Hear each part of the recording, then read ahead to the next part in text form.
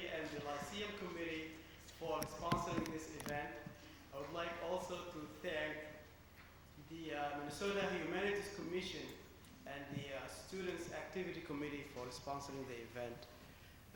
Thanks also to the Media Services Office, even though they scared me right now. And the Public Affairs Office for helping with this event. I would like also to extend thanks to Bev Stahl at MIT for working with Dr. Holly Shee and I for the last year and a half in scheduling this event. And finally, thank you all for coming. As we look around us, and as we look on recent history, especially after the demise of the Soviet regime, and certainly as we look forward to the future, to the 21st century that's coming up, we see, or rather we are being told that the market democracy and the market economic system is the only viable system for human progress. We hear from the mainstream media and scholarship that this is it. Leave everything to the market and it will adjust itself and it will create wealth and it will make everybody rich and prosperous. But if we look a little bit underneath the surface, we see that the invisible hand of the market economy has created enormous misery in Latin America.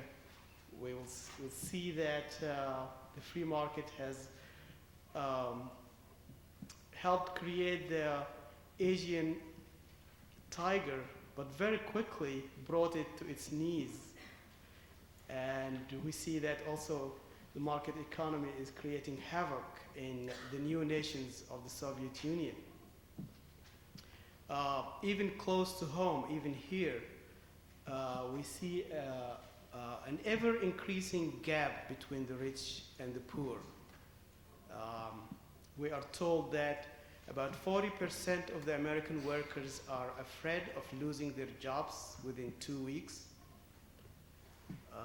We hear things about flexible labor, an issue that our own union here, the Interfaculty Union at Winona State University and the Minnesota State University system is bitterly fighting recently and planning to stage a strike in the next few weeks. So these issues in the free market economy and the free market democracy are not very clear to us and to many of us. This evening we'll have Dr. Noam Chomsky to address these issues in his talk titled Market Democracy, Doctrine and Reality. Noam Chomsky is one of the foremost intellectual figures of this era. Professor at MIT for more than 4 decades. He has been honored with numerous awards and degrees. His work in linguistics has revolutionized the discipline and brought it to its current prominence. Author of many books, his most recent ones are Powers and Prospects, Reflections on Human Nature, and The Common Good. He's also known as the #1 dissident in the United States.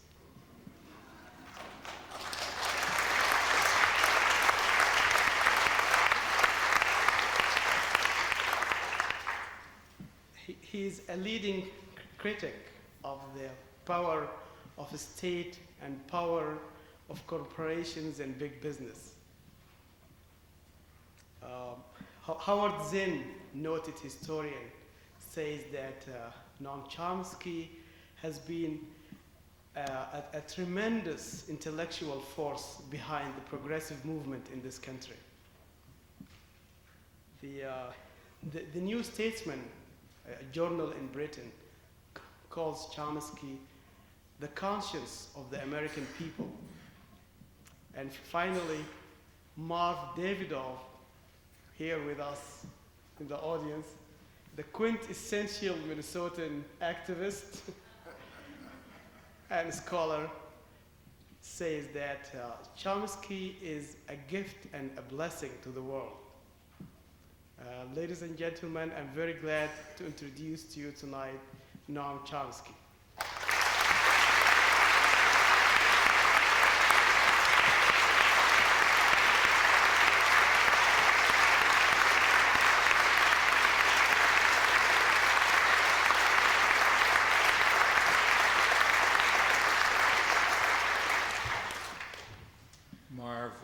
Also doubles as my official bodyguard in case any of you get any funny ideas.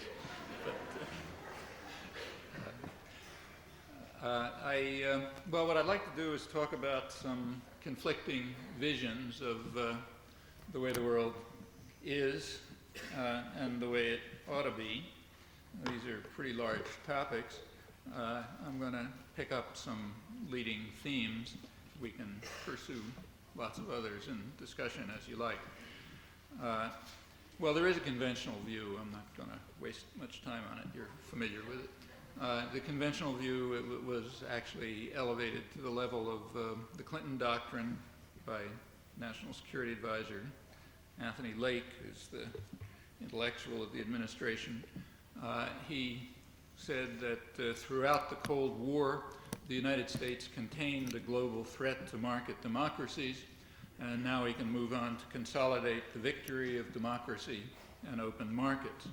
And having taken up this challenge, now quoting distinguished commentators from the New York Times,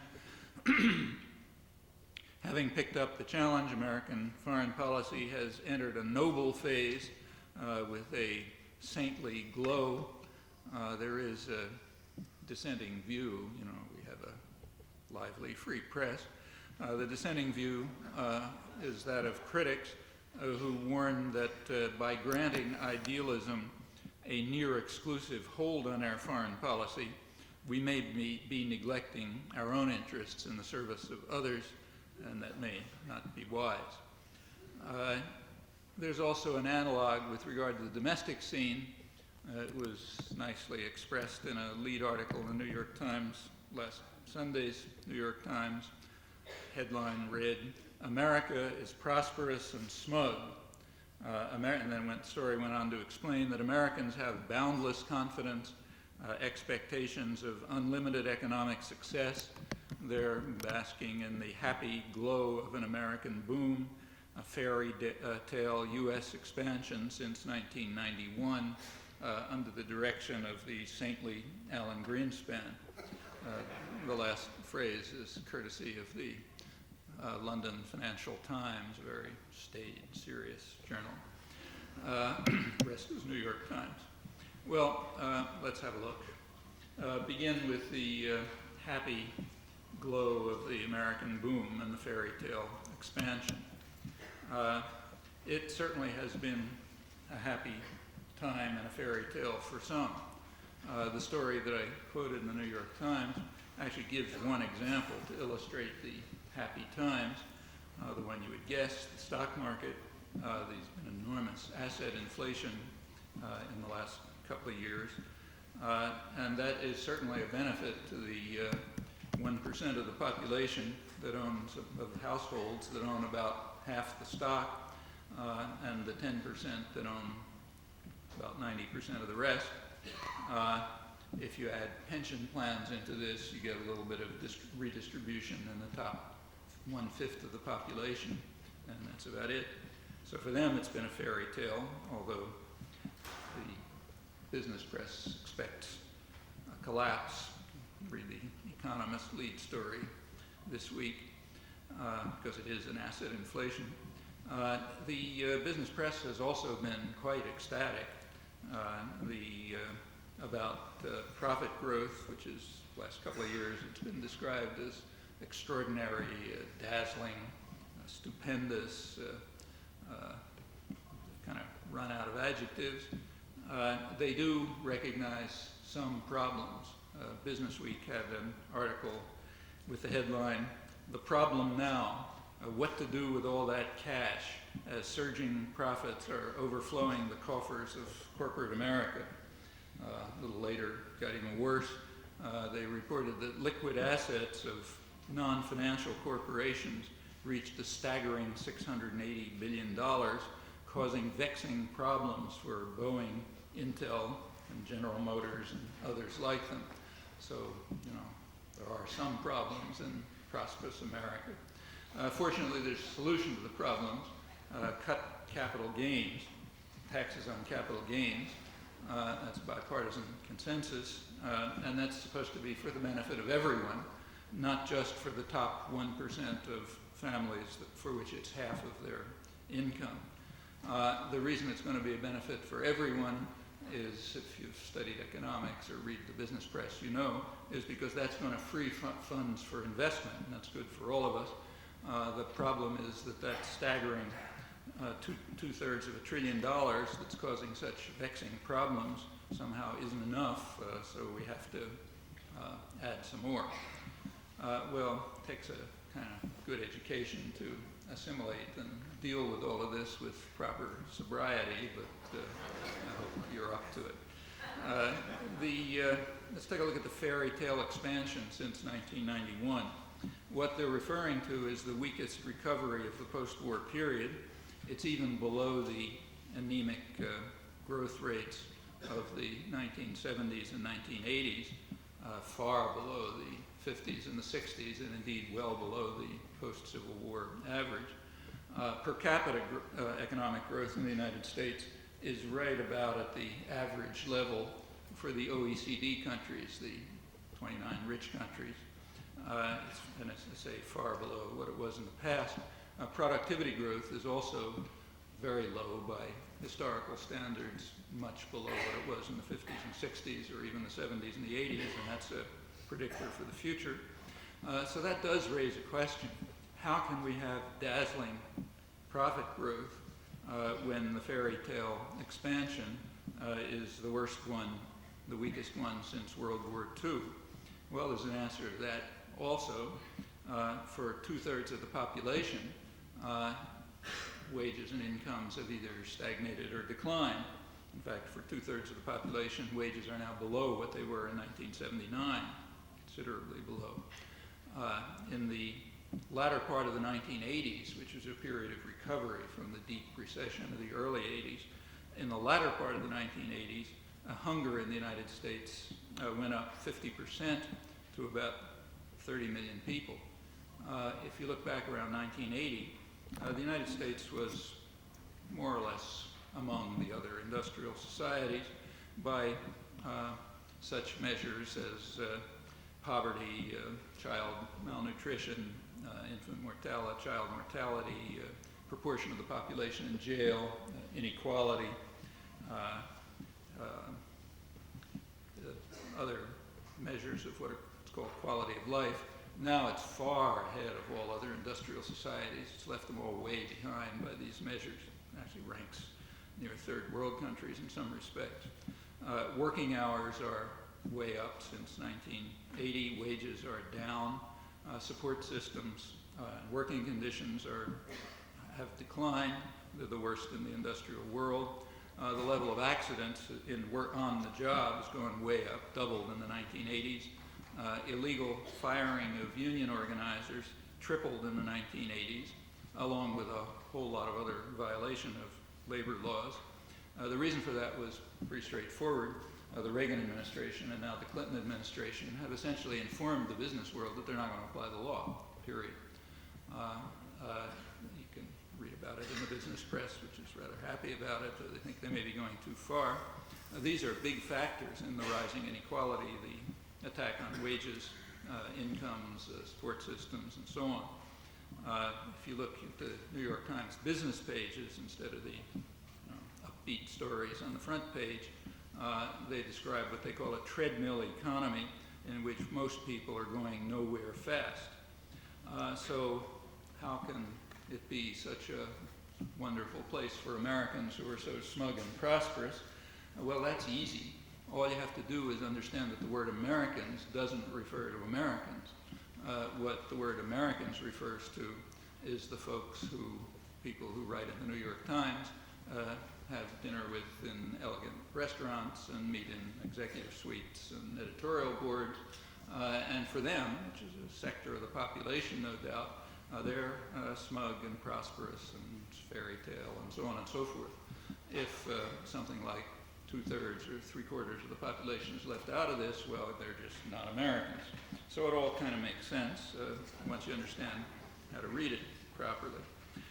Let's turn to the saintly Alan Greenspan, who presided over the miracle in the 1990s. He has interesting things to say.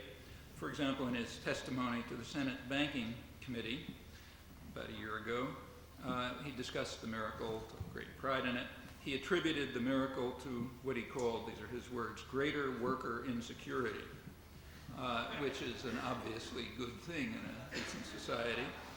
Again, if you've studied economics, you know that greater worker insecurity contributes to something that's called the health of the economy. Health of the economy is a technical notion, kind of ideological notion to be, let's call it technical, we don't want to be unfair.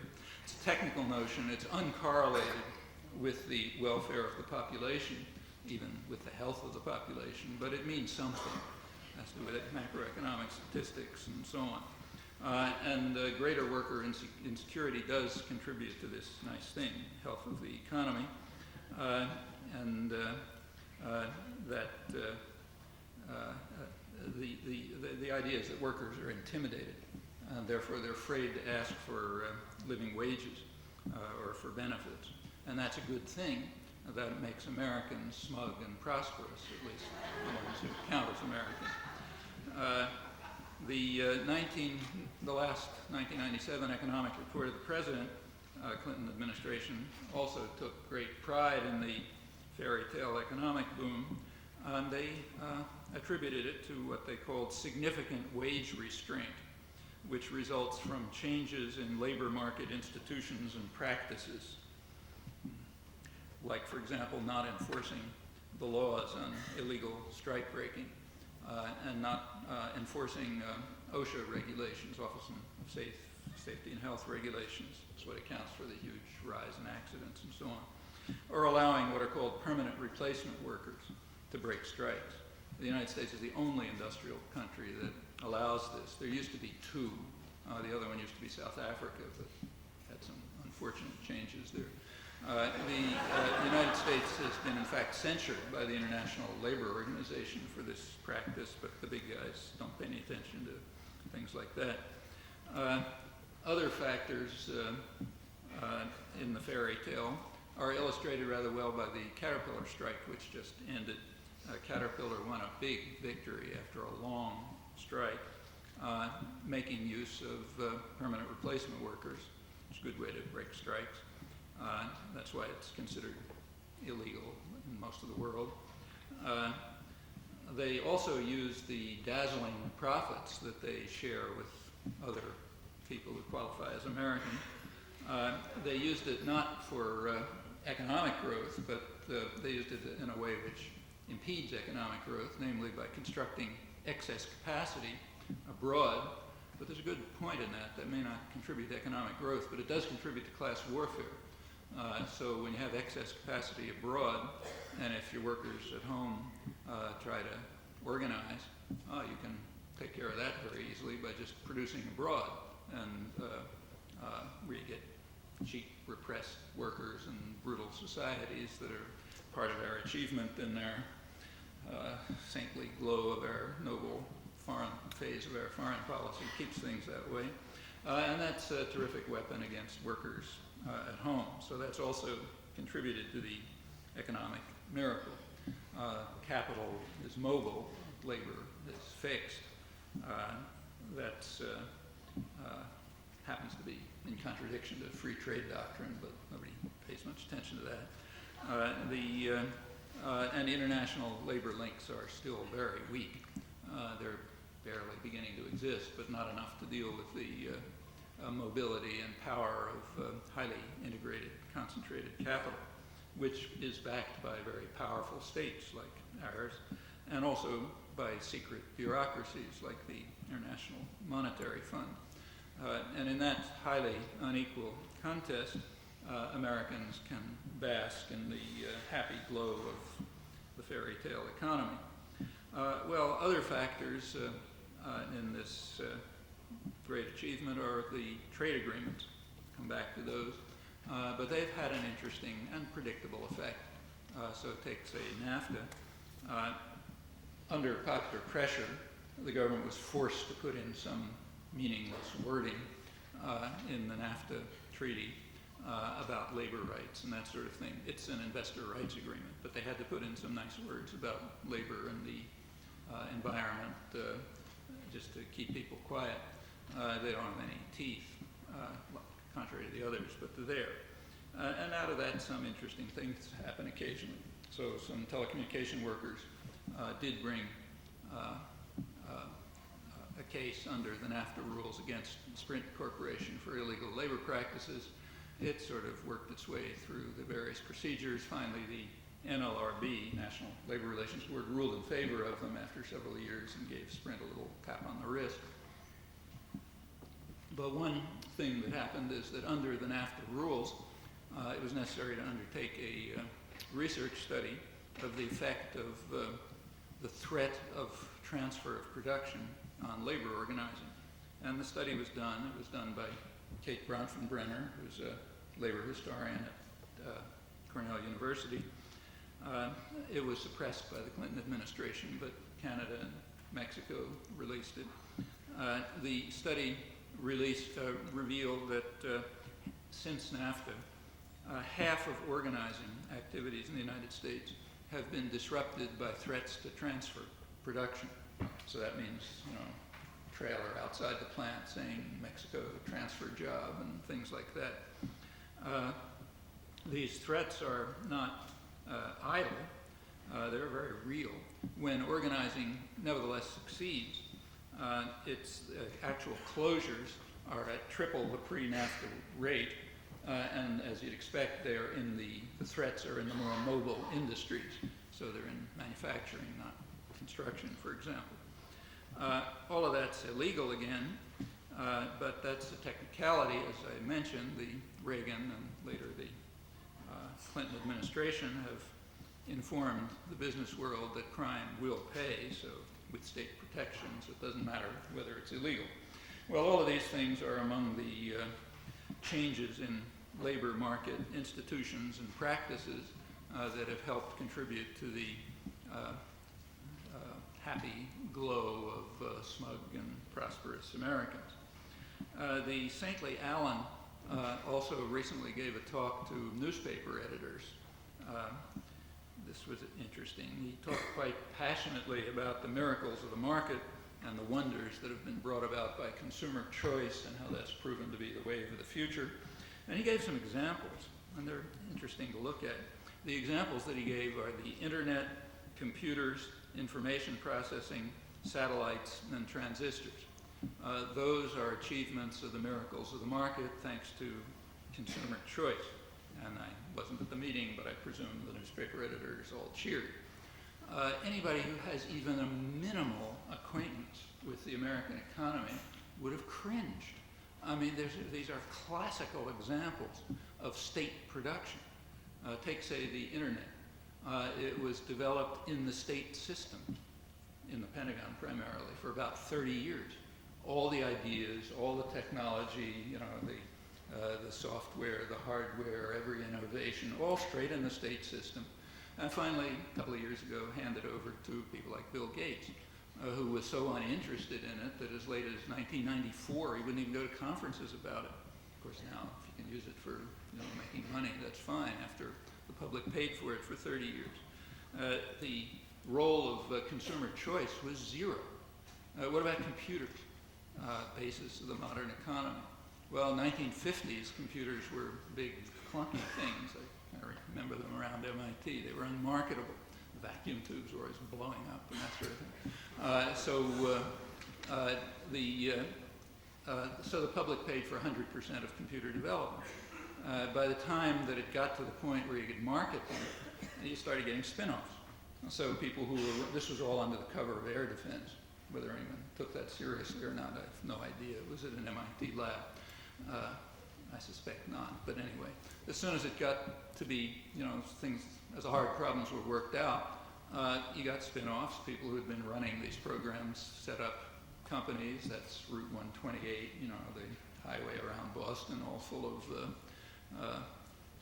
technology. This is the big center of technology at that time, and still all spin-offs from military industry done through the universities, which are often a major funnel for this. The reason IBM is producing computers, not typewriters, is largely for the same reasons. By the 1960s, they were marketable, so the public share went down to about 50%. By the 1980s, there were all sorts of new developments coming along, massively parallel processing. The Japanese were threatening fifth-generation computers and so on. So the Reagan administration, who are radical statist interventionists, the most anti-market administration in modern history, they sharply increased the public input into computer development. Come back to that. That's the story of computers. I won't run through. Information processing came out, almost all of it, out of the same Pentagon office, the information processing office of DARPA and the Pentagon. Satellites, we don't have to discuss. You've heard of the space program and rocketry. The one case that he mentioned where you might say something about private industry is transistors. They were, in fact, developed in a private laboratory. Bell Laboratories, the laboratory of AT&T. So maybe that's an example of the miracles of the market and consumer choice. Well, there's a couple of problems with that, too. AT&T was a monopoly. So there was a state-backed monopoly.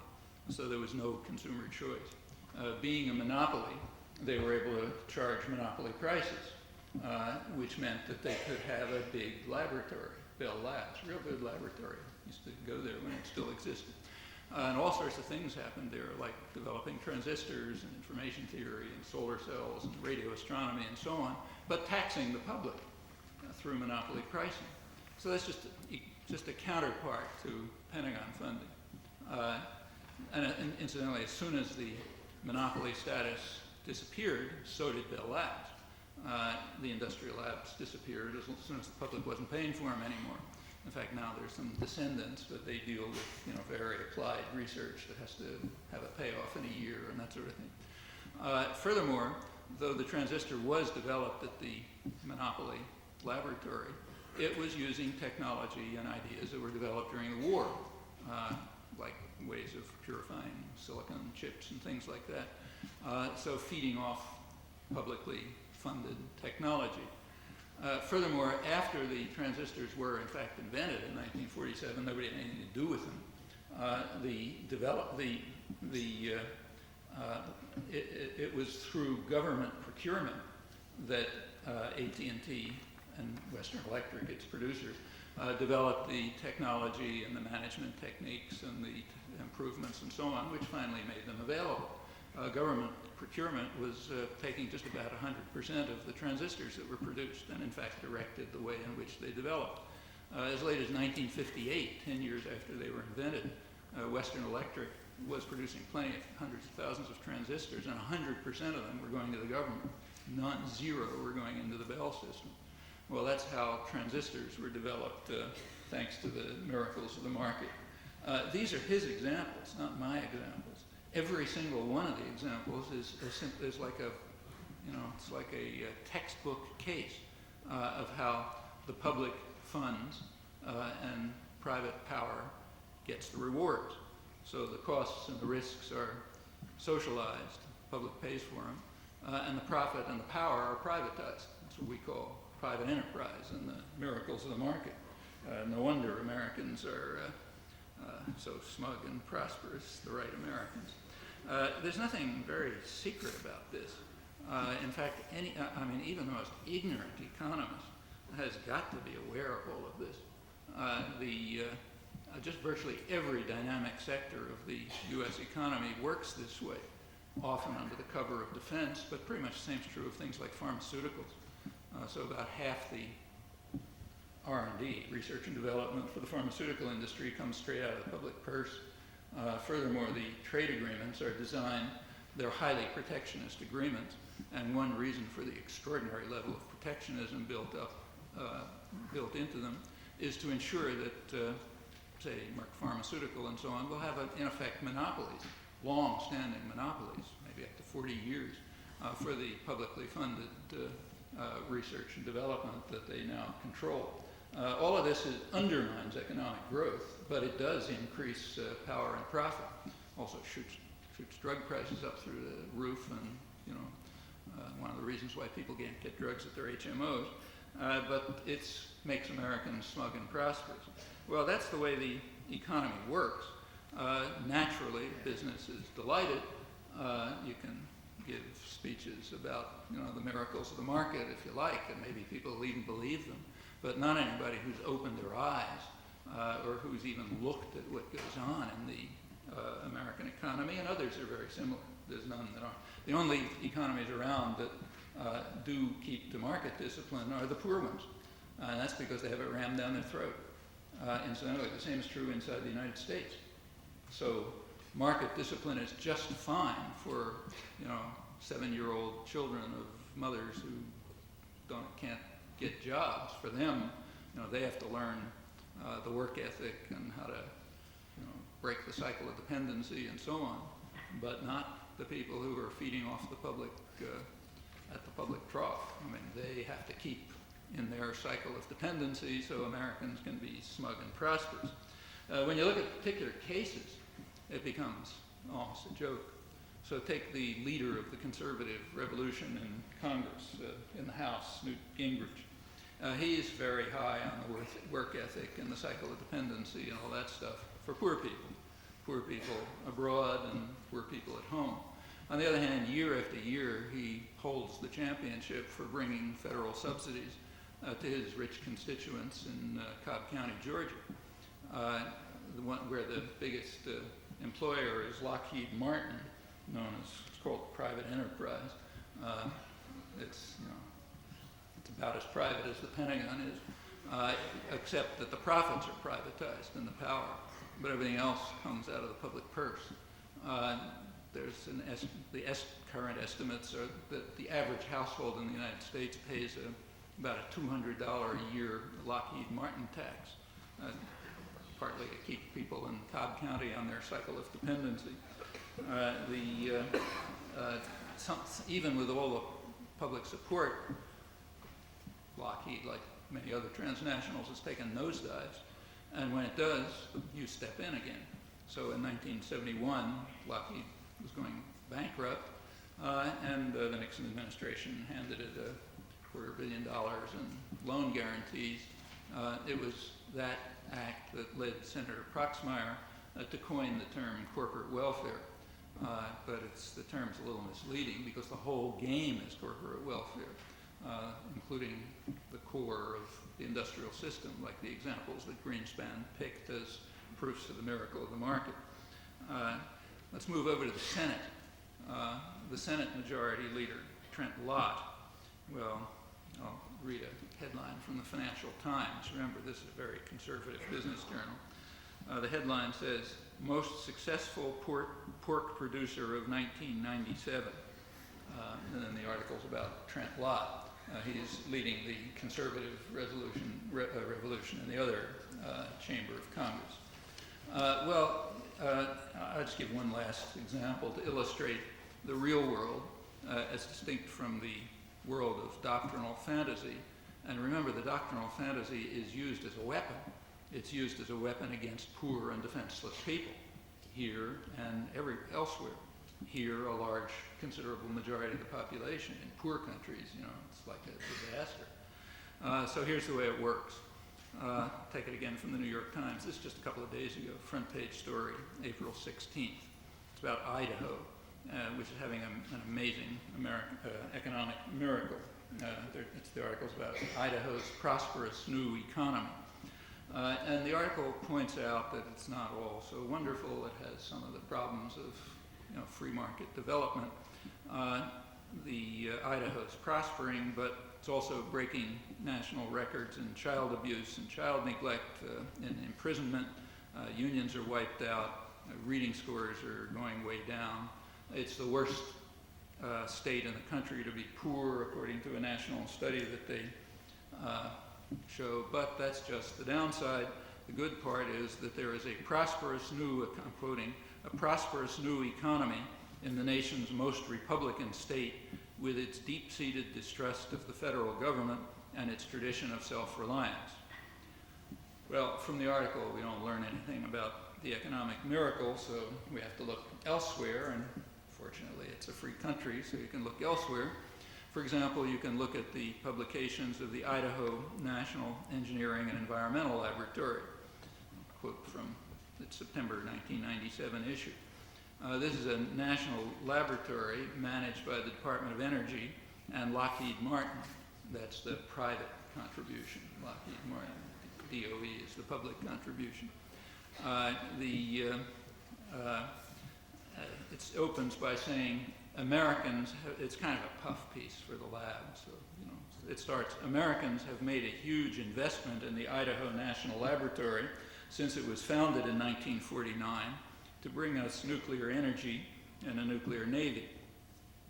Last year, the DOE put $850 million into this one site in Idaho, which is the premier, I'm quoting it, premier engineering lab in the DOE system of national laboratories.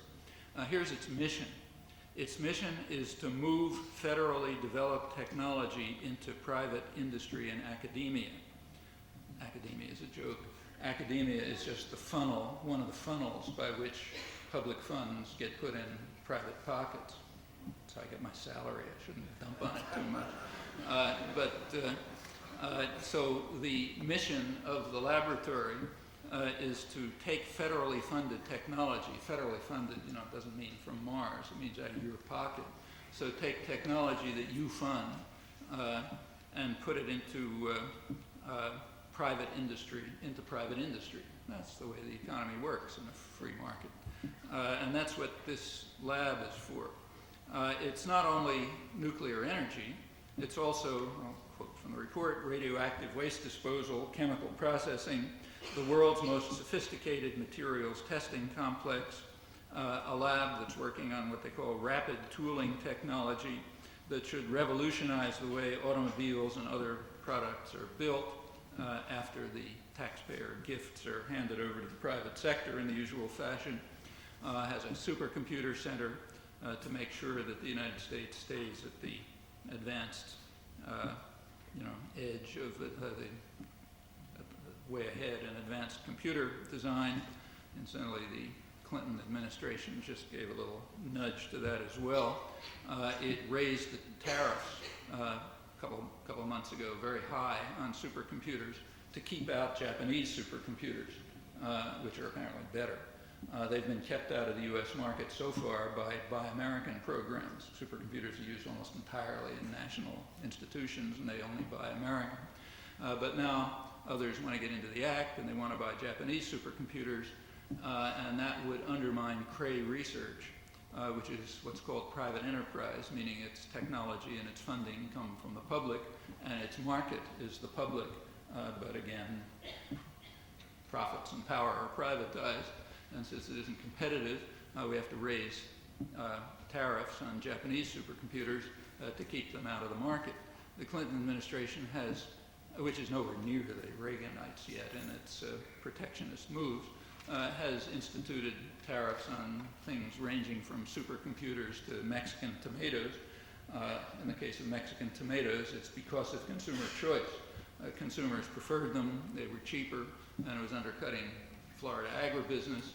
So therefore, in violation of NAFTA rules and World Trade Organization rules, the Clinton administration just slammed high tariffs on them. Remember, the big guys do as they like. The laws are for poor people. That's kind as old as history. Another one of those things you're not supposed to know if you've had a good education. Anyhow, going back to Idaho, that's the thing goes on to say the primary goal of your investment in Idaho, speaking to the American people, is to transfer technology, namely the technology you pay for, to the private sector, to assist startup companies with federal grants and lines of credit. In brief, the public invests massively for 50 years, hands the gifts over to private power and profit, and then we admire the prosperous new economy in the nation's most Republican state with its deep-seated distrust of the federal government and its tradition of self-reliance. Again, it takes pretty good education to absorb all of this, but that's the way the economy, the real economy, works, in accordance with what you might call really existing market theory, which means the markets are fine for you, but not for me. Market discipline is great for poor and defenseless people, but the rich are going to shelter beneath the wings of the nanny state. It's true that Gingrich and Lott and Reagan and the rest are kind of extreme examples, but it's the general pattern. And it's not just the United States, and it goes all the way back through modern history since the technique was pioneered by the British in the early Industrial Revolution. Again, these are kind of like truisms of economic history.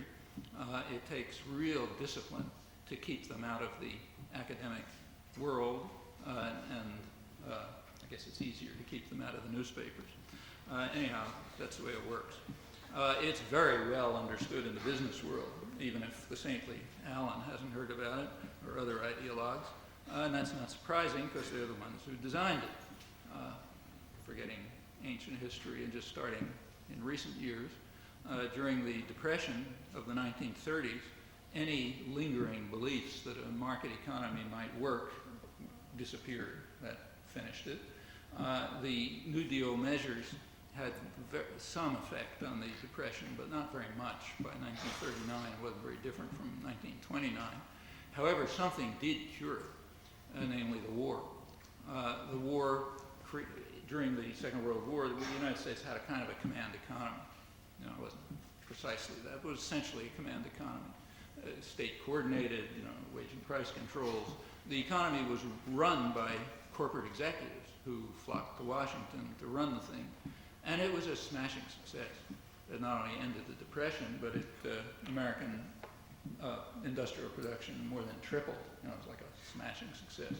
Same thing happened in England, which abandoned any fantasies about laissez-faire and developed a state-run economy, which was, again, a huge success. Well, that lesson wasn't lost on people who run the world. After the Second World War, it was expected that the country was going to go right back into depression, and in fact it started to. And the business world wasn't having any of that. You read the business press at the time, they, like Fortune and Business Week, pointed out that high technology industry, I'm quoting, cannot survive in a competitive, unsubsidized, free enterprise economy, and the government must be the savior. Well, a lot of different ways in which the government might be the savior, but the one that was hit on very quickly was the Pentagon, the Department of Defense, Department of Energy, later NASA, DAC, the national laboratories, and so on. That was considered, it's discussed in the business press in the late 40s. They understood, as well as people in the peace movement who were working on conversion. The business world understood 50 years ago that you could get the same effects, or maybe better effects, by social spending and so on. But the trouble is social spending has a downside. So like building schools and hospitals and that kind of thing has a downside which building jet planes doesn't have. Namely, social spending is democratizing. People get interested in it and involved and have a say in it. They don't have any say in what kind of missile you build. And it's somewhat redistributive. Military spending doesn't have any of those negative features. It's a gift to private enterprise. It concentrates power. It undermines democracy. And it's pretty easy to sell. All you have to do is terrify people out of their wits, that somebody's coming, like whoever it may be.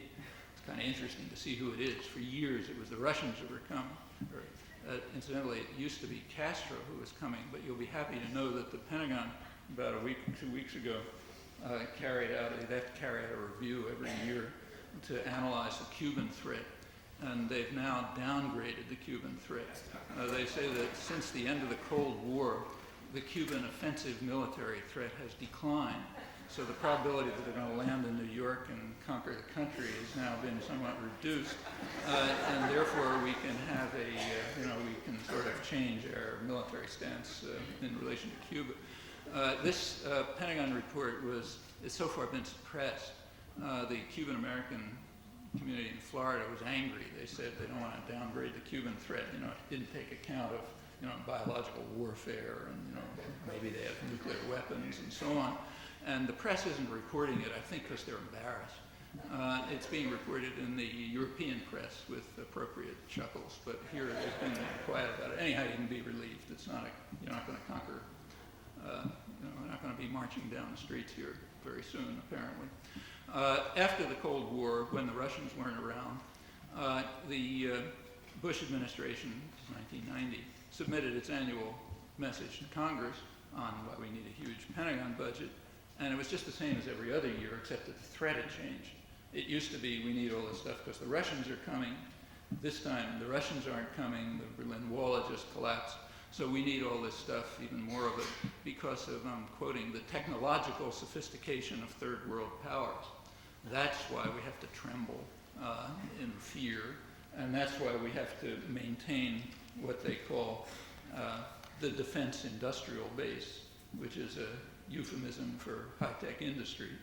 So we have to keep ensuring that places like Idaho, with their distrust of the federal government, have a prosperous economy through the defense industrial base because of the technological sophistication of third world powers. And maybe it'll be Martians next time. If you think about it, it's pretty obvious what's going on, but it's very important, and a good education is directed to this to keep you from thinking about it, so you don't laugh when you hear what Alan Greenspan is saying, and so on and so forth. Well, it's not just, as I say, this goes back to the origins of the U.S. economy, back to the days when the Springfield Armory in the early 19th century developed the techniques that later became mass production, the American system of mass production. The Army Ordnance Labs worked out the management techniques that were used to design the railroads, and right on until the present. No time to talk about it. But let's just look at the current scene. In the 1970s, there was concern about the low level of productivity and investment growth and the failure of incompetent U.S. management to keep up with more advanced Japanese and European methods.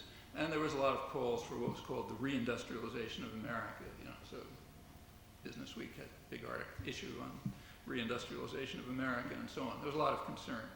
Well, the Department of Defense responded with a program called a management technology program called ManTech. Grew quite rapidly during the Reagan administration.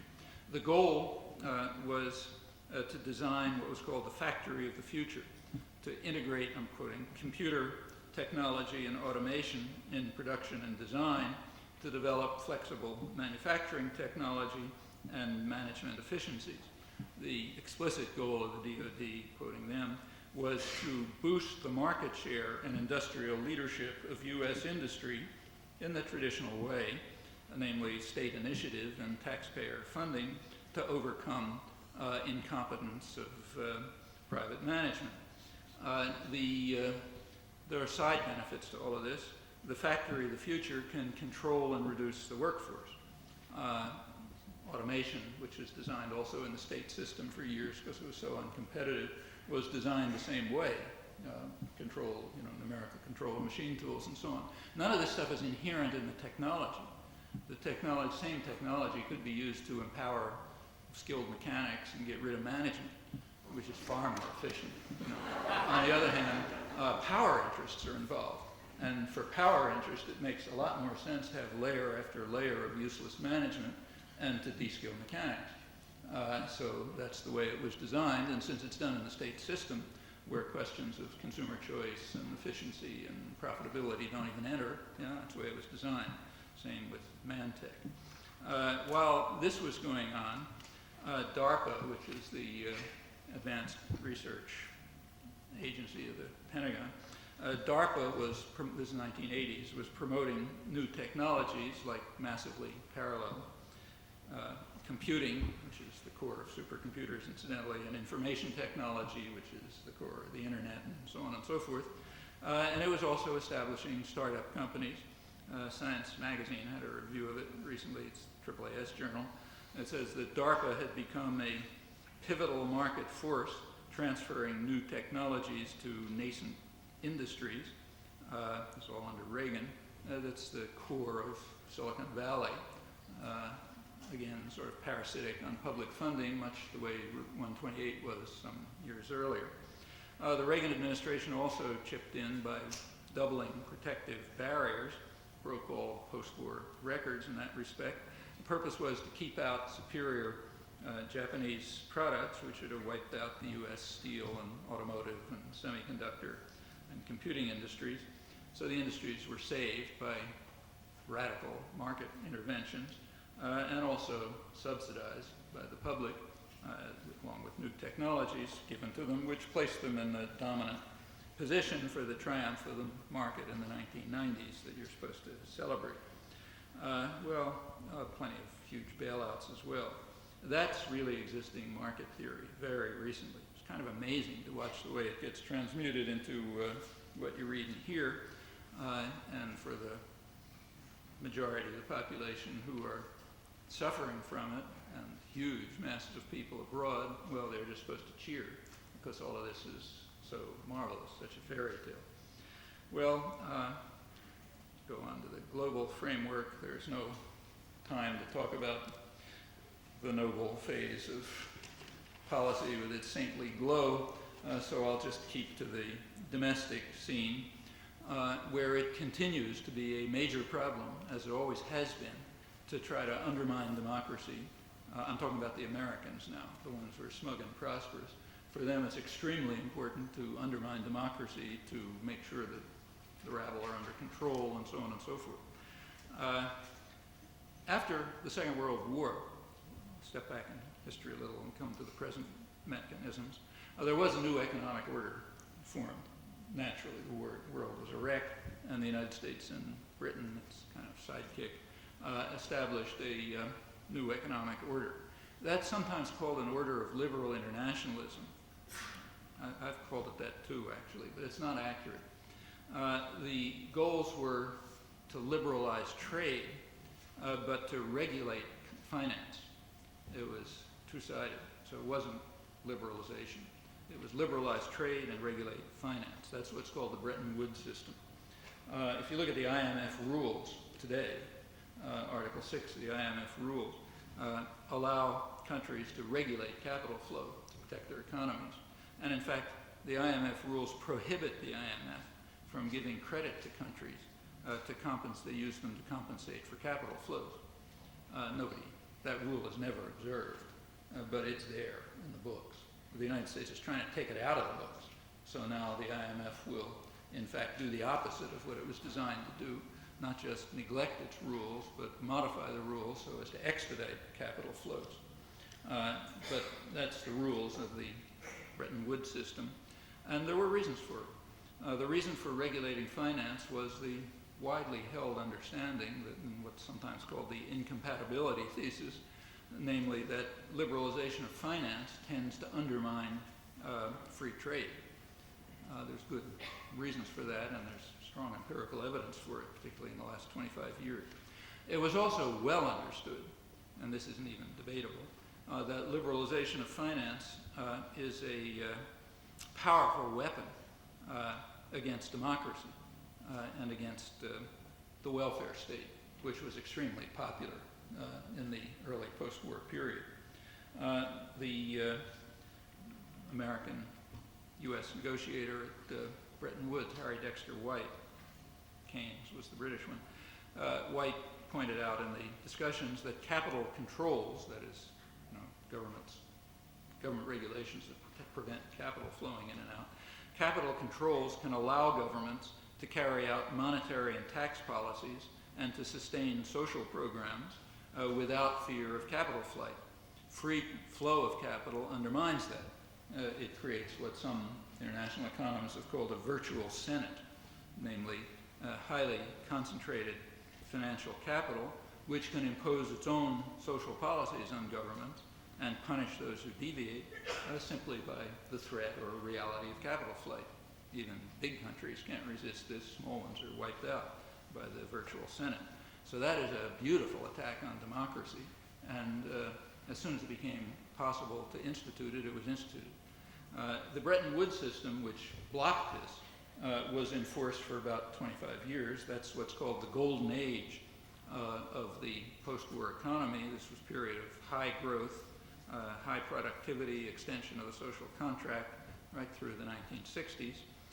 It was dismantled, the Bretton Woods system, by Richard Nixon in the early 70s with the support of Britain and later other industrial powers. At that point, finance was liberalized. That dismantled the post-war economic system. And as was predicted at once, in fact, back in 1945, that led to a period of low growth, low growth of the economy, also low growth of productivity, which also cut back, low wages, huge profits, a major attack on the social contract by the virtual Senate all over the third world and in the industrial world, primarily in the United States and Britain, though others sort of get dragged along. It also increased the volatility of markets. There are wild and unpredictable fluctuations. They're getting worse and worse, escalating financial crises. Since that time, about a quarter of the members of the IMF, it's about 180 countries, have had very serious financial crises, and something like 2/3 of them have had moderately serious ones, and they're getting worse. That's why the bailouts get bigger. Completely unpredictable. Nobody knows what's going on. It's just irrational herd behavior of the kind that you get in unregulated market systems. That volatility not only threatens the stability of the global economy, but it also cuts down productive investment because it increases uncertainty. It's another factor that makes people want short-term speculative investment, which is going to pay off, nothing productive. Well, all of this was sort of predicted, and it's been happening. It also, as predicted by Keynes and White, under the incompatibility thesis, it increased the constraints of trade. Contrary to what you read, the period since the early 70s has been one of restriction of free trade, not expansion of free trade. Of course, trade grows, always grows, but the growth rate has slowed since then. In fact, if you look at the technical literature, you'll discover that this is the period of a sustained assault on free markets. I'm quoting a major book on the topic by the head of the economic research, the World Trade Organization, Patrick Lowe, who estimates the effect of Reaganite barriers at about triple the rate of the other effects of the other industrial countries, which were bad enough. So trade growth slowed along with productivity, economic growth, wages stagnated or declined, profits shot up into the air, markets went wild. There has been an enormous, astronomical increase in capital flow, but overwhelmingly short-term speculative. Thank for international settlements, the guys who monitor this stuff estimate now that about 80% of foreign exchange transactions have a time range of a week or less, most of it within a day. This isn't trade, and in fact, maybe 5% of capital flows have anything to do with the economy, like trade and investment. Back in 1970, it was about 90%. And the effects of that are pretty obvious. That's why you have the things we've been describing in this fairy tale economy that makes Americans so happy. What's called trade, meanwhile, is not trade in any serious sense. The most widely accepted estimates are that about 15% of international trade could be called free.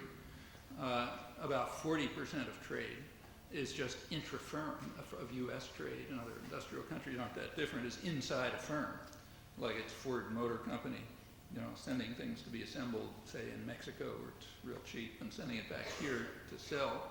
it's called trade, but it's not more trade than if you move from this town to the next town 100 miles away. That's approximately 40%. That's just straight managed interactions. Furthermore, the global economy is highly administered. Read any serious work on the global economy, you'll find that it's administered by big corporate conglomerates which have all kinds of strategic alliances, like they work together.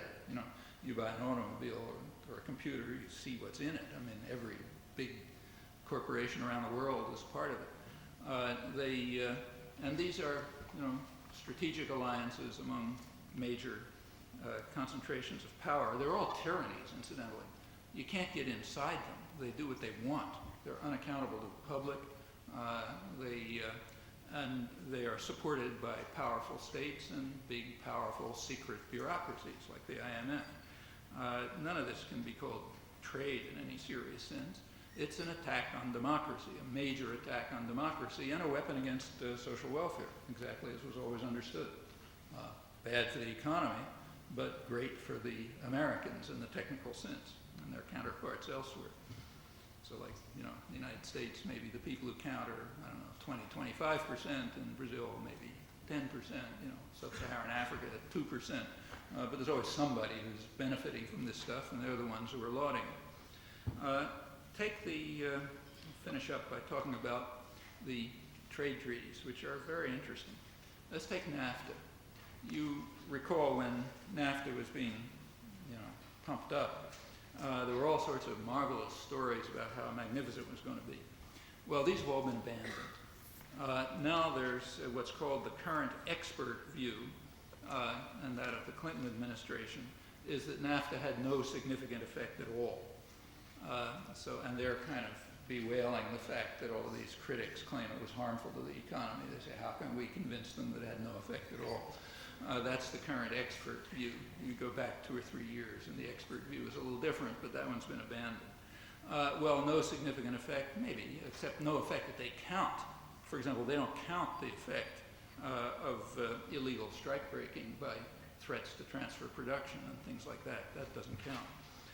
It's now conceded that the critics who were kept out of the debate very scrupulously were right all along. The purpose of NAFTA, it is now publicly conceded, I'm quoting, is to lock Mexico into the reforms of the 1980s. Whenever you hear the word reform, you should reach for your revolver. Reform doesn't mean change. Like Pol Pot introduced changes, but you don't call them reforms. Reforms are the kind of changes you're supposed to like, So the Mexican reforms of the 1980s you're supposed to like. They were a total disaster for the people of Mexico. So like wages declined by about 50% and so on, but they were great for Mexicans, namely, a lot of new billionaires and investors and so on. So those are the reforms that we had to lock Mexico into. And that was the purpose of NAFTA, to make sure that they wouldn't do anything to get out of those reforms.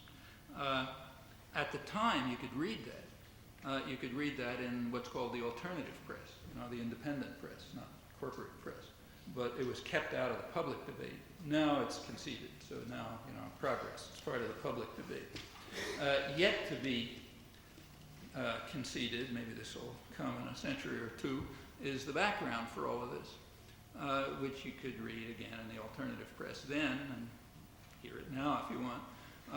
In 1990, there was a high-level Latin American strategy workshop in Washington, all kind of hotshots from business and academia and so on, discussing U.S. relations with Latin America. In the case of Mexico, they said that relations with the Mexican dictatorship, and it's a brutal dictatorship, relations were excellent, they said, but there was a potential problem, I'll quote it. The problem was that a democracy opening in Mexico might bring into office a government more interested in challenging the United States on economic and nationalist grounds. Now, that's the standard threat that had to be contained throughout the Cold War, that you might get a democracy opening in which people who don't count as Mexicans and Brazilians and Americans and so on, that is the overwhelming majority of the population, might sort of press their own interests and concerns. And we got to block that. But now the threat of a democracy opening is over because Mexico is locked into the reforms by treaty. So now they can play around with the formal methods of democracy if they like, but it's not going to have any effect. They're locked in by treaty, and if they get out of line, the virtual Senate will take care of them if necessary. We still got the Pentagon to protect us, can move over from protecting us against the Cubans to protecting us against the Mexicans. So maybe Lockheed Martin will do something besides make money after all. NAFTA is called a North American Free Trade Agreement. That's what it stands for. The only accurate words in that title are North American. It is indeed North American. It wasn't a free trade agreement. It's highly protectionist. You could go into it if you like. Part of the reason why drug prices are going out of sight is because of those protectionist elements. And it certainly wasn't an agreement. In Canada, there was overwhelming public opposition to it. In the United States, though it wasn't allowed much of an articulate voice. If you look at polls, stayed steadily opposed. Mexico's dictatorships, you really have to guess. But from what information is around, it looks as if there was very strong opposition. There were huge protests all over the place. The Mexican National Bishops Association condemned it. A good bit of the business community condemned it because they figured they'll be wiped out by cheap subsidized U.S. imports, which is exactly what's happened. None of this was reported here, but there was plenty of protest, so it certainly wasn't an agreement. In the United States, the intention pretty plainly was to try to ram it through in secret. It was signed on August 12, 1992. That was right in the middle of a presidential campaign. But if you take a look, you'll notice there's very little publicity. It was sort of forced into the public domain by a lot of grassroots noises and pressures and so on. There is a Trade Act in the United States, Trade Act of 1974, which governs commerce. According to the Trade Act, labor has to have an input in any trade agreement. That was ignored. Not entirely, though. The labor input comes from the Labor Advisory Committee, and they were actually informed about NAFTA on September 8th. On September 8th, 1992, they were informed of this 2,000-page agreement, and they were told that they could submit a report on it if they liked on September 9th. The idea was to try to ensure that they wouldn't even have time to meet. You know, they're supposed to be involved in the planning and everything else. Well, to everyone's surprise, they met. They produced a report, a rather interesting report. The report supported NAFTA, but not this version of NAFTA. This version, as they pointed out, a detailed, interesting report, very constructive. They pointed out, look, this one is just an investor rights agreement. We want a North American Free Trade Agreement which will benefit somebody besides investors, like people, you know, working people, or maybe future generations, which is about what the environmental movement is about, and so on. So we want them to be involved too. And they gave a lot of suggestions as to how this could be done. The office, at the time, Congress had a research branch called the Office of Technology, OTA, Office of Technology Assessment. That's been killed since. But the OTA also put out a report on NAFTA, detailed technical analysis. It was very much like the Labor Advisory Committee analysis. Same proposals, same criticisms, and so on. They said this version of NAFTA is just going to lock all three countries into low wage, low growth, you know, and so on. But there are other ways of doing it which would be more constructive. You take a look at the media in 1992, 93, when this was a big issue. Not a word about the Labor Advisory Committee report or about the OTA report. They were wiped out. The critics were simply not allowed into the debate. What you did hear is that, you know, big denunciations of labor for what was called its the backward, unenlightened labor movement with its crude, threatening tactics and its narrow nationalism, all total falsehoods, but unchallengeable in the free press. I happen to be quoting Anthony Lewis, who's way out at the far left, but that was pretty standard all across. Well, despite the huge propaganda effort, the public remained opposed, but it was rammed through anyway. Last fall, we went through the next episode. Let's take a look at that one. That was about fast track. The principle behind fast track was supposed to be, I'm quoting the government now and the press, only one person can negotiate for the United States, namely the president. That's the principle. Well, that may be the principle for trade. It's certainly not the principle for anything else. For example, on human rights covenants, the principle is the opposite.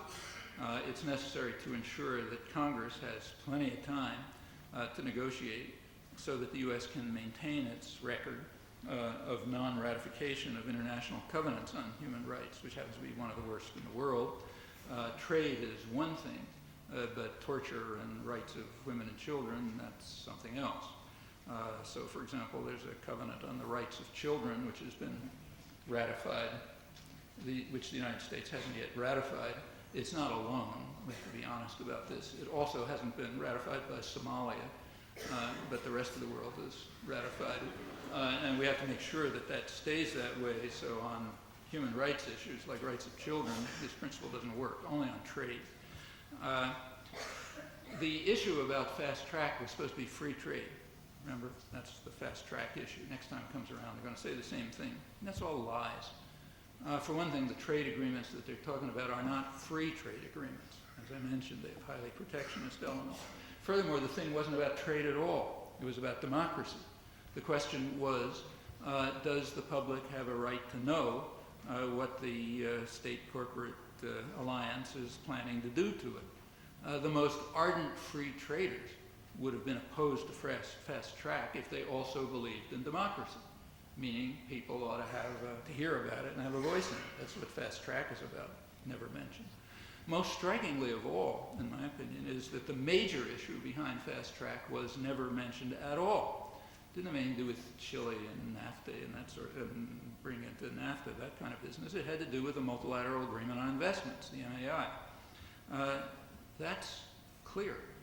The business world had already, there is a U.S. Council for International Business, which, in its own words, advances the interests of American business at home and abroad.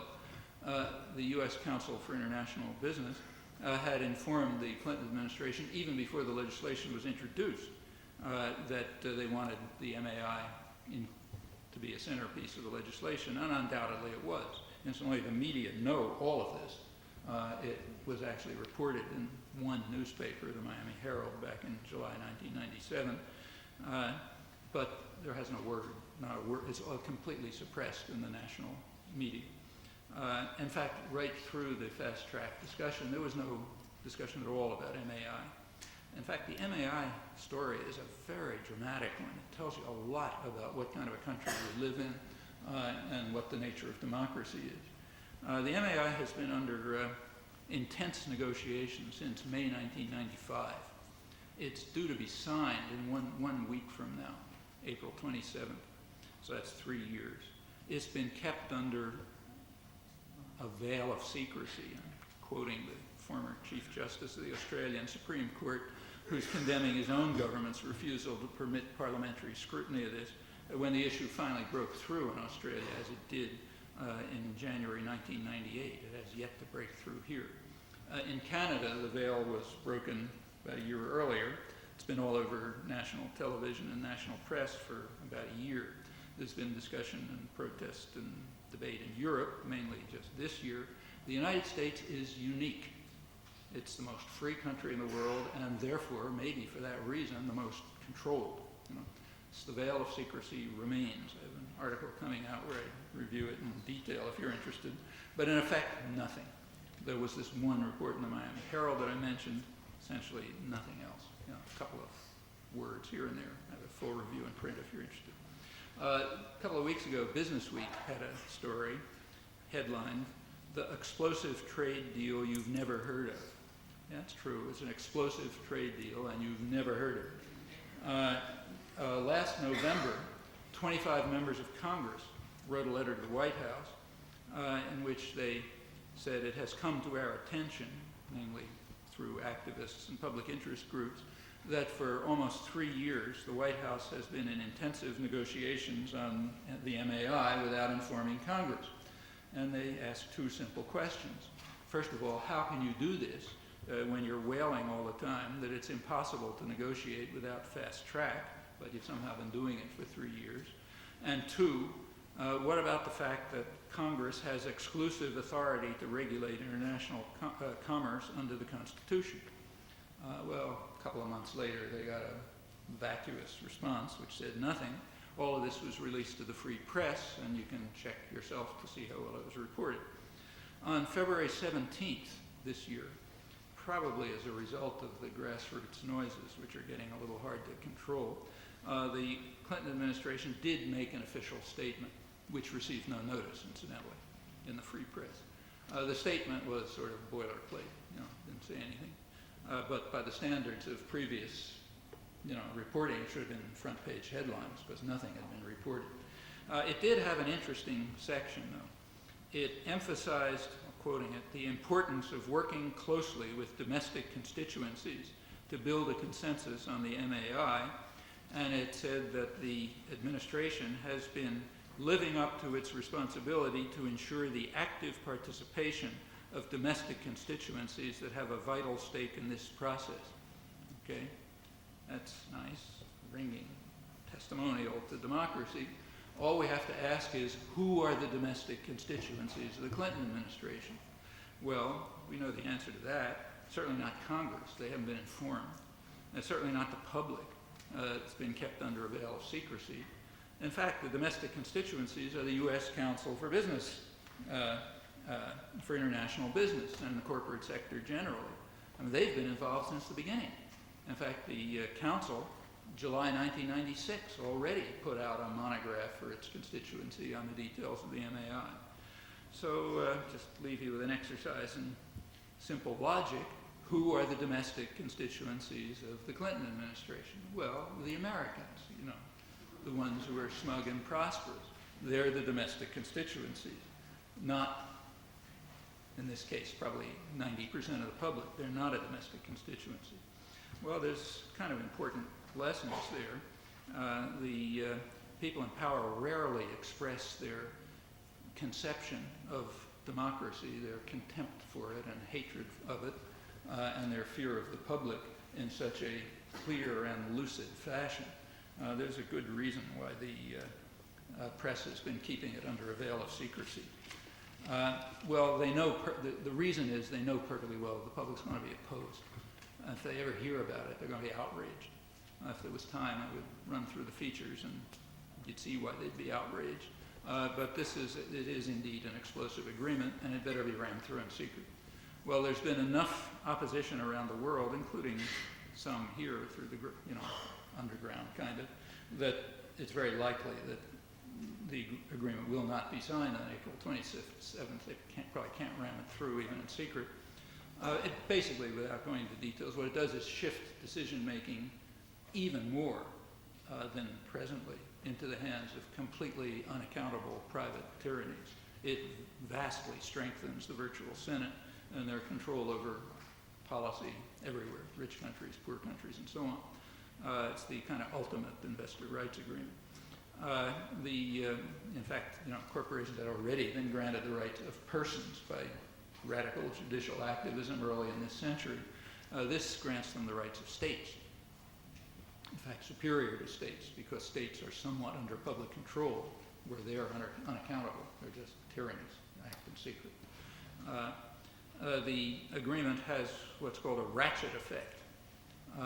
Legislation that is now in place that conflicts with it, no new legislation can be introduced that conflicts with it. Legislation that is now in place must be rolled back. So the long-term effect is to eliminate any legislation in which a democratic community says anything at all about investment or use of capital or whatever. It's interesting. It's an interesting agreement. You should look at. I don't think it'll go through the OECD where it's being signed, but what they'll probably do is sneak it into the IMF. The IMF is a much better instrument for attacking democracy because it is totally unaccountable and completely secret. And what they'll try to do, I assume, is modify the IMF rules so that it forces countries to accept these regulations, and then we'll implement them. Well, all of this is going, you can be for it, you can be against it, you can have any opinion you like, but what is undeniable is the veil of secrecy. And to keep an explosive major agreement like this totally secret for 3 years, that's an impressive achievement in a free country. And that's not known. Anybody with their eyes open in the business world knows about it, and that means it's perfectly well known in the editorial offices and to the academic economists and to the economic reporters in the press and so on and so forth. If they've not reported it, it's for a reason. The reason, in fact, was sort of explained by the Wall Street Journal during the fast track negotiations. They were bewailing the fact that it didn't look like fast track was going to pass. And they said the problem is that the critics of fast track have what they call an ultimate weapon, namely the population is against it. And even the free press hasn't been able to overcome that weapon yet, So we have to work harder, to make sure that democracy becomes totally meaningless and that power is even more in the hands of private tyrannical organizations.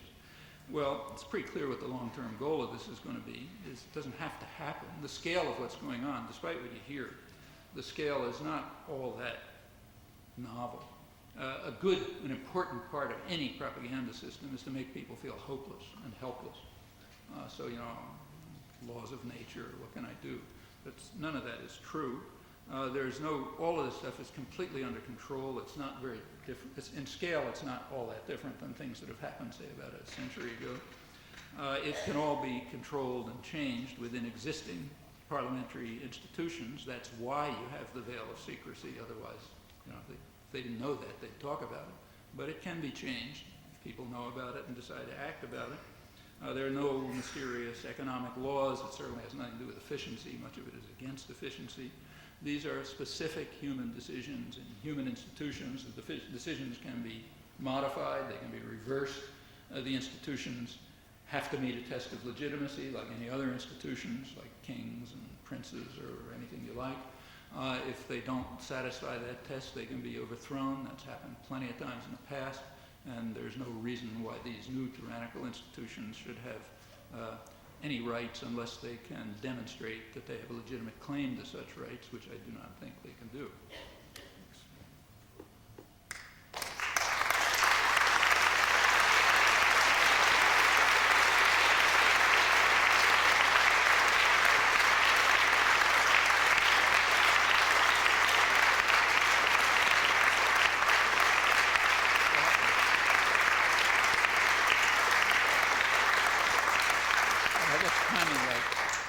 Sorry, I ran on a little too long, but About 8 o'clock.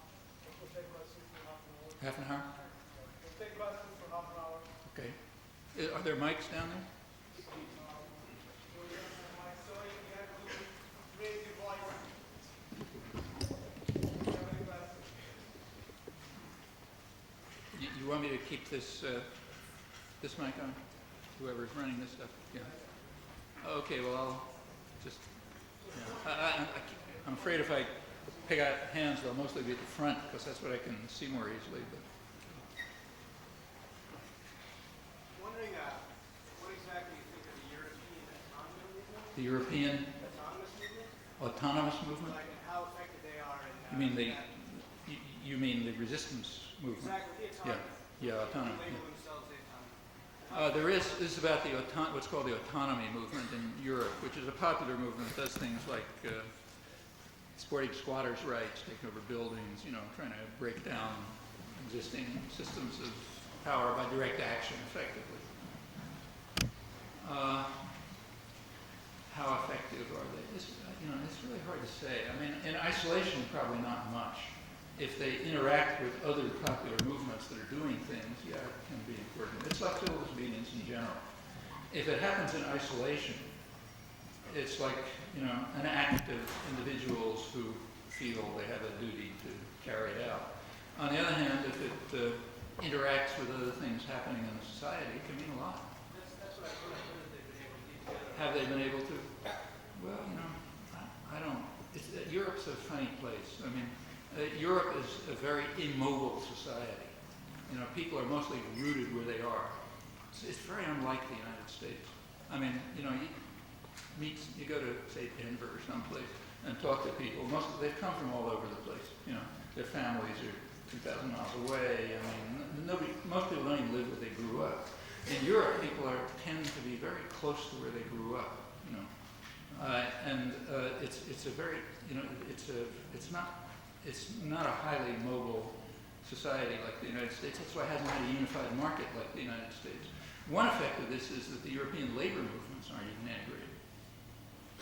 So, you know, the labor movement in Spain and in England and in Germany are mostly separate. Even though they have, even under the European Union, you know, and they've got exactly the same enemies. You know.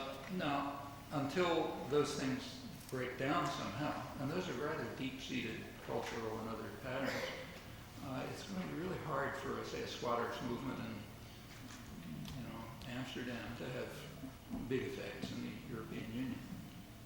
Whether they're the right thing to do or not, it's, you know, hard to say. Actually, there's a new book on this by, I think, George Katsafikis, yeah, which goes into this in some detail. He's a smart guy. I think it's probably good. I haven't read it, but I suspect it's a good book. Dr. Chomsky, what would happen if our commitment to consumerism were abandoned by, say, 50% of the buyers and consumers in this country? I can imagine 50% of the people in this country suddenly refusing to buy, but we're committed to consumerism. How do you get around that commitment? So the question is, are we committed to consumerism, and what would happen if people stopped buying? Well, the consumerism is doubtless drilled into your head. In fact, part of the reason, one of the reasons, I mean, the economists are kind of speculating as to why the economy is in such a rotten state. Why has there been such low growth? And one of the speculations is that it is very much, it's becoming kind of like a craft economy where you can't sell people things they need, you know, like, or want, like, say, a refrigerator or a car or something like that. I mean, they were things that people wanted. I mean, I remember when my parents got a refrigerator, you know, it's like a big thing. You didn't have to cart in big pieces of ice every day and that sort of business. So there's a reason to want a refrigerator. But, you know, Gillette has just spent, I don't know how many billions of dollars on some new razor blade, which is going to be identical to the one they had 30 years ago. And the question is why anyone would want that, you know.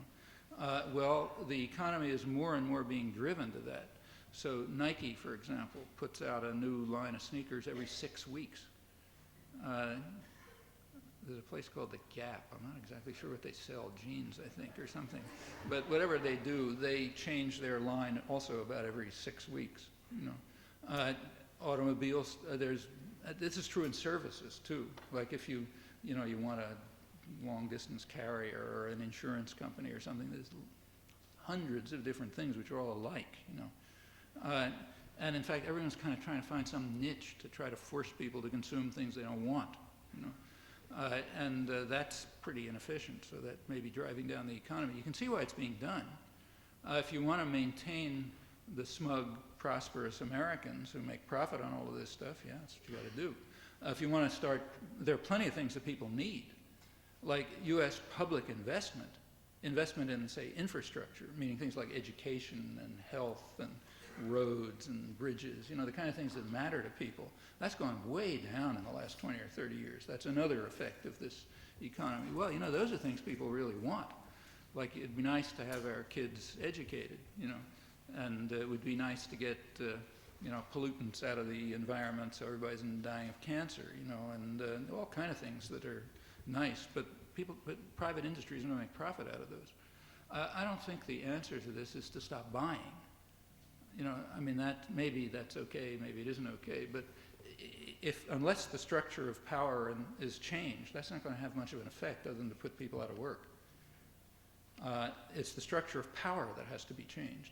Why should decisions over investment be in the hands of private tyrannies who, for their own purposes, would prefer to have to spend, you know, about 1/6 of gross national product in marketing, meaning trying to induce people to buy things they don't want. Okay, that's a big piece. That's like over $1 trillion a year. Why should decisions be in their hands to do that rather than in the hands of the public, which might make quite different decisions, like, for example, to improve schools or to get people health care, you know, or to have a mass transportation system you could use or something like that. I think that's the question. The question is ultimately really one of democracy. Who's going to control, who decides? That's the question. So people are scared to death of being downsized. Yeah? Afraid of losing their job. That's right. Is there a will in the public to oppose the power? the question was, people are scared of being downsized. I mean, is there a will to do it? Yeah, that's what Alan Greenspan and the Clinton administration are cheering about. Worker insecurity, which is, from their point of view, good for Americans. But you could say the same about, were people scared when they were slaves? Take slavery. Did the slaves have reasons to be scared? Yeah, they had plenty of reasons to be scared. Does that mean they accepted slavery? No, there's slave revolts all the time. The kinds of things that we're scared of are pretty minor as compared with what most people in the world face. Very minor, in fact. And if we're unable to make the effort to deal with these problems, that's pretty sad. And I think that people are not that scared. I think they are made to feel helpless. They're made to feel, yes, there's a free market economy and it's doing all kind of wonders, and if you feel rotten, there's something wrong with you, and there's nothing you can do about it anyway because it's immutable economic laws. It's kind of like arguing against the law of gravitation or something. So they feel helpless. But they're not, None of this stuff is immutable laws. They're not helpless. They have plenty of opportunities to do things. It's happened plenty of times in the past. Actually, we've been through this ourselves in the past. The 1950s were very much like today. The 1920s were even worse, the 1920s, the labor movement was totally smashed, mostly by violence. And it was like, end of history, utopia of the masters and all that sort of thing. A couple of years later, the whole country was blowing up. The 50s was, again, a period when it was thought that the beast had been caged. Everybody was passive and apathetic and, consumerist and so on. Well, the 1960s came along, again, the whole place blew up. This is recent history. You trace it back in the past, it goes back as far as you can go. There's no reason to feel helpless, but I think it doesn't make a lot of sense to pick away at the margins. Maybe these are good tactics, but if so, they're organizing tactics. Like anti-consumerism might be a tactic to get people to think about deeper problems. But in itself, it's not, it's not doing anything to the system, I don't think. Let's go back. Yeah. Capital is basically power that's been turned into a commodity. I'm sorry, I can't hear. Capital is basically power that's been turned into a commodity. And we kind of there's a lot of mechanisms in our society to handle capital. One is the stock market, another is the monetary system. I think people have a fairly good understanding of what the stock market is and how it works. That's just not true. Nobody understands what the stock market is doing. Let me just give you a simple fact about the stock market. Almost whatever is going on in the stock market, it's having almost no effect on investment. In fact, if you take a look at investment, there are good studies of this by economists. It turns out that almost all productive investment is from funds generated internally by corporations, not by floating stock. So whatever the stock market is doing is shifting around ownership and things like that, but it's not having much of an effect on the real economy. So it's not understood. Even more so, the question I want to ask is about the monetary system. I think when you start reading about the monetary system, you understand that the Federal Reserve builds unemployment into our society. And, for instance, banks... The Federal Reserve what? Builds unemployment. Unemployment is structural. It's designed. The Federal Reserve basically designs unemployment to keep inflation. Well, see, even this... the Federal Reserve rules require it to work for full employment. And that's a rule of the Federal Reserve. Okay. Now, for a long time, there was most of this is ideology. There's very little theory behind it. Very little, and nothing that would be considered theory in, say, a chemistry department or something like that. It's ideology. And for a long time, what you're saying was that's the way the ideology was. There was this story about the natural rate of unemployment. And the idea is we must keep unemployment above the natural rate, like 6% or whatever number you like, because otherwise it'll fuel inflation. Okay. At that point, what you were saying was exactly right. The Federal Reserve, counter to its rules, was working to keep inflation down and unemployment up. So like if the economy starts to grow, they'd raise interest rates and try to keep growth down. But now it's different. Now they've discovered a great new thing. There is no natural rate of unemployment. If you can intimidate workers enough, they're not going to ask for wage rises anyway. Okay? So if you can scare them enough, then you can allow them to have jobs, rotten jobs, it's true, and jobs without any security. But it's not going to increase inflation because of all these things I was quoting from the economic report of the president and so on. So there are ways to terrorize the population, apparently, so that you don't have a natural rate of unemployment anymore, which is a fraud anyhow. And so now it's not exactly true that the Federal Reserve is trying to keep unemployment up. As long as they can keep inflation down, which is what the people interested in money care about, they don't care anymore if everybody's flipping hamburger somewhere. My question is, as I read about the monetary system, I didn't know that banks can lend out $8 for every dollar you give them. Banks are basically create money in our society. Nobody knows that. But my question is, So there's nothing wrong with that. I mean, it's good for banks to create money. Any reasonable economy will live on a deficit. Like, think about your own if you have a household, you borrow. You borrow money so that you'll be able to, you have a mortgage on your house, let's say, because you want to live in a house, so you borrow. You want your kids to go to college, so you borrow. In fact, a sane economy is going to live on borrowing. The idea that the federal government has to stop borrowing, that's just part of the technique of trying to destroy democracy. No business operates that way. Of course, businesses are in debt all the time. Otherwise they would be dead. The idea of getting rid of the federal deficit is just a way to make sure that the federal government doesn't do things like take care of health and education and roads and so on and so forth. There's no economic story behind. There's no economic principles behind it. my question is, how do we educate people so that they understand that democracy needs to understand how these mechanisms work? Well, that's, if we had schools and universities and newspapers and things like that, that's just what they would be doing. So, for example, there's no reason why they can't. There are plenty of people in them who understand all these things. It's true that there are strong pressures from the outside to prevent it. In the case of the media, it's sort of obvious. They just are corporations. So they have every interest in making sure that the corporate world is protected and that the ultimate weapon, the population, doesn't ever get wielded.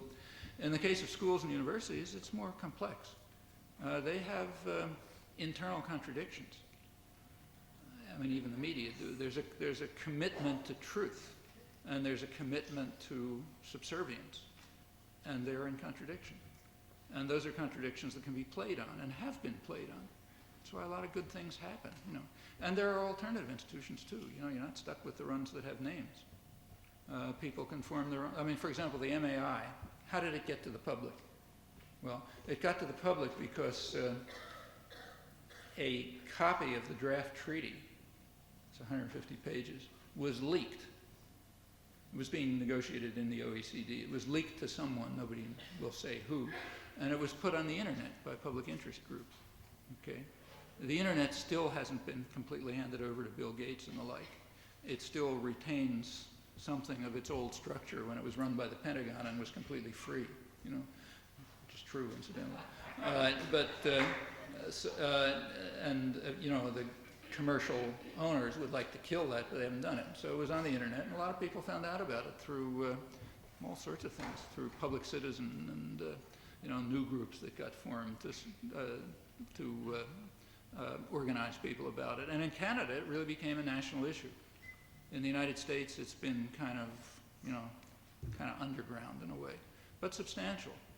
Substantial enough so that, for example, the Washington Post on this April 1st, was compelled to actually run an article for the first time mentioning the MAI, and it was mostly derision, of the flat earthers and the, black helicopter crowd and that kind of loonies who think that there's something going on here, but they had to take notice of it because it's just, bubbling below the surface. And such organizations can be constructed. They can educate people. A lot of people know about the MAI now, not because they read about it in the New York Times, which has yet to mention it, although, to be accurate, they did once allow an ad on it. We have down here, in part of the country, a marvelous democratic institution. It's the township council. The which? The township council. Yeah. Township is a very small unit of government, and it's like the old New England city, the old New England council. And that state wants to destroy that. They want to do away with township councils because it's one of the last refuges of real democracy. Kind of interesting. Yeah, it is. Well, and, I mean, if that's the way it is, you ought to protect it. I mean, like in Canada, for example, I don't know how many, but several provinces, the province of British Columbia, for example, the province itself came out with a strong criticism of the MAI. On the provincial level, it's been opposed. Townships certainly, there are towns in the United States, I don't know, cities or towns at least that have come out with statements. And yes, I would imagine, I mean, I don't know anything about this, obviously, you know about it, I don't. But these are at least potential units of popular government which could make a lot of difference. What is your analysis of the proposed expansion of the North Atlantic Treaty Organization to the countries of Eastern and Central Europe? Well, just ask yourself who's in favor of it. I mean, military industry thinks it's terrific because they're going to get a huge new market. They figure, I mean, the United States already is, produces most of the world's arms, and they figure they can undercut competition from other producers. So they'll get, they're going to have standardized weapon systems, and there's a big new market for guys like Lockheed Martin. So they think it's terrific. It will probably, I mean, the purpose is to try to ensure that the United States, I mean, there is a conflict going on between the United States and the European Union. It's a sort of a complicated conflict because, the powerful elements in both groups are the same. So the transnational corporations and the guys who are, working on the MAI, they're the same, and some of them are in Europe and some here. Nevertheless, there are different interests in Europe and the United States, and they are somewhat in conflict. NATO expansion would tend to increase U.S. power in Europe at the expense of the European Union. That's part of the problem. It would also tend to strengthen the dominant elements in both Europe and the United States. That's why you get support for it from wealthy, powerful sectors in both.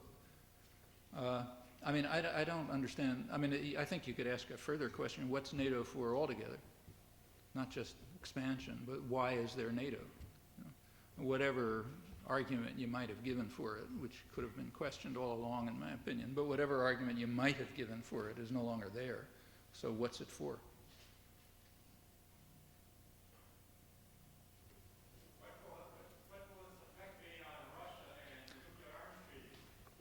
It'll probably tend to undermine the treaty somewhat, but and it's a threat to Russia. I mean, it could tend to support nationalist extremist groups in Russia, which will feel under threat. Possible. I mean, it's really hard to predict. Russia is such total chaos at this point that you can't predict anything. I mean, the society has been a complete disaster since 1989.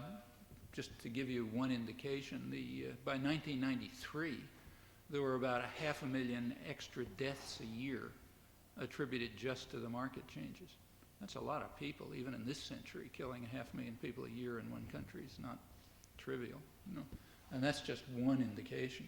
I mean, the place it is something like a capitalist society. The United States and England and Germany are not. But Russia is sort of like that, and you have to get chaos. So trying to predict what would happen there, I think, is, almost hopeless. Way back. Could you talk a little bit about Iraq and what your analysis is about the conflict between the U.S. government and the government in Iraq, and particularly the differences that the U.S. government and the United Nations have had over Iraq? Maybe you can give us some ideas about what we can do as a grassroots to prevent further attacks on the people of Iraq. Well, first of all, the first thing to notice is the United States has absolutely nothing against Saddam Hussein. This was very nicely, during the whole Iraq crisis, the fact was, when Albright or, Clinton or anyone was talking about how awful Saddam Hussein is, they kept coming back to the same point. I mean, here's a man who had actually used chemical weapons against his own people and in warfare and so on. I mean, how can you have any dealings with a man like that? You got to embargo them and, starve everyone and so on.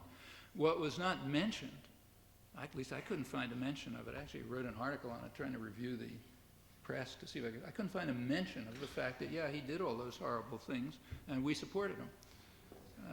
We supported him and helped him and continued to support him afterwards because we thought it was just fine. And the level of support was so extreme that, well, I'll just give you one example. One decent foreign correspondent, ABC TV correspondent, who has since quit and discussed, but the ABC's Middle East television correspondent was able to discover a biological warfare site in Iraq in 1988. This was a couple of months after the Halabja massacre, you know, the gassing of the Kurds. He was able to, using French commercial television, which is very low grade, you know, nothing like what the Pentagon has, using French commercial television and Iraqi defectors, you know, generals who had defected, he was able actually to locate and identify a biological warfare site. I actually happened to fly, his old personal friend. We flew from London, where he was working, back to New York together, because he was going to show it on ABC TV. And he did, like, and go back to January 1989, you'll notice on Peter Jennings' show, 2 minutes, in which Charles Glass shows this biological warfare site. Right after that, ABC News shifts over to their correspondent in Washington, you know, a State Department correspondent who says, well, you know, the State Department and the Pentagon say this is all total nonsense. Iraq wouldn't do anything like that. Ridiculous. More black helicopters.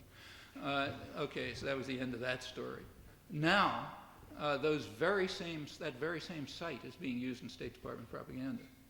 Okay, that's just one indication of the extent to which we loved and supported this guy. All of his worst atrocities by far were carried out with very substantial U.S.-British support, which continued. Furthermore, after the Gulf War, he stepped out of line in August 1990, and you're not allowed to do that, you know, got to follow orders. You can kill as many people as you like, but follow orders. He stepped out of line in August 1990. He became a temporary enemy, I stress temporary.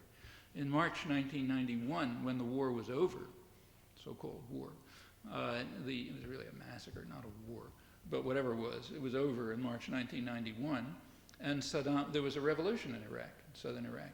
There was a big Shiite uprising in southern Iraq.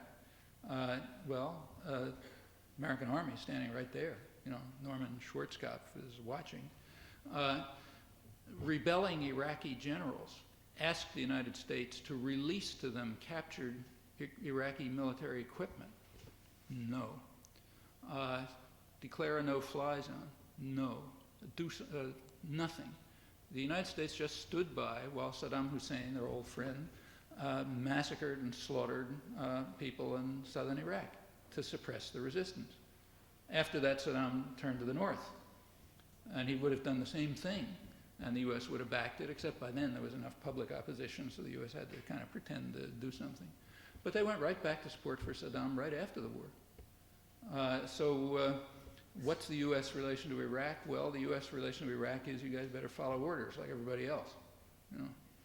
Well, you know, the UN is a mixture of different countries that look at things in a lot of different ways. That's why the United States, here's another interesting thing to think about. There was supposed to be a debate about the Iraq crisis in the United States in February, you know, this year. Take a look at that debate. The most elementary and crucial issue was never discussed. There was no debate. I mean, there was a lot of debate about what the United States should do. You know, should it bomb? Should it do something else? And so on. There's a simpler question than that, namely, what right does the United States have to do anything? Well, there's an answer to that question. The answer is it has no right whatsoever. And furthermore, that's part of the supreme law of the land, if anybody cares. We have a thing called the Constitution, which says that treaties entered into by the U.S. government are the supreme law of the land. The treaty, which is the absolute foundation of modern international law, is the UN Charter. The UN Charter is very explicit about what happens in the case of if some country senses a threat to peace. What it does is it brings the issue to the Security Council. The Security Council then uses peaceful means, it's all spelled out in detail, to try to deal with the threat to peace, and if the Security Council decides that they do not suffice, it then authorizes the use of forceful means. Now, law-abiding states abide by that. Lawless states, international gangsters like Iraq and the United States, they don't abide by it. But the lawlessness in the United States is so profound that the issue is never even discussed.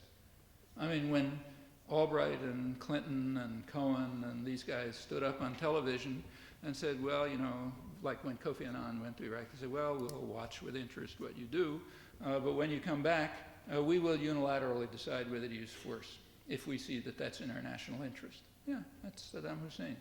We'll do what we like as long as it's in our national interest because we're international gangsters. And try to find a word of criticism of that.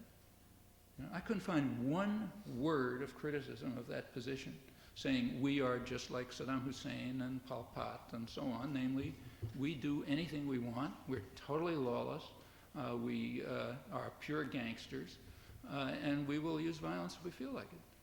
I mean, it's amazing enough that anybody could say that, but that it could be said in a free country over and over with nobody raising a question about it. I mean, that indicates a degree of indoctrination on the part of the educated classes, which is stunning. You know, it wasn't true abroad. I know that myself because I was interviewed all over the world outside of the United States, and I kept saying it. And sometimes it appeared in the mainstream press and so on and so forth. Maybe probably others did too. But here it was unquestionable. I mean, like you take, say, the Boston Globe, probably the most liberal paper in the country. It welcomed Annan's mission, but said if it doesn't work, the United States not only has the right, but has the responsibility to bomb. So we not only have the right to be international gangsters, but we have the responsibility to be that. Michael Walzer, who's considered a great moral theorist, just came out with an article on what's called humanitarian intervention. And take a look at it. What it says is, there's not a word in it about the UN Charter, the foundation of international law, you know. What it says is, look, if we decide that some act around the world is immoral, it's our right to do whatever we feel like to stop it. Yeah, sure, any gangster can say that. That's considered, you know, deep moral thinking. The degeneration of the moral and intellectual degeneration of the educated classes here has reached really stunning levels.